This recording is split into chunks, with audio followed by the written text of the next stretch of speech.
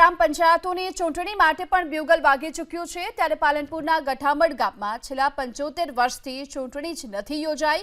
ગઠામણ ગામમાં કોમી એકતાની અનોખી મિસાલ પણ જોવા મળી રહી છે। આ ગામમાં હિન્દુ મુસ્લિમ બંને સમુદાયના લોકો વસવાટ કરે છે। ત્યારે દર 5 વર્ષે ગ્રામજનો સર્વસંમતિથી સરપંચની નિમણૂક કરે છે।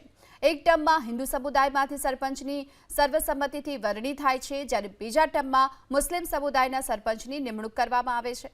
ચાલુ વર્ષે પણ ગ્રામજનોએ સર્વસંમતિથી મુસ્લિમ સમુદાયના રઉફા ઇમરાન ડુકાની સરપંચ તરીકે નિમણૂક કરી છે।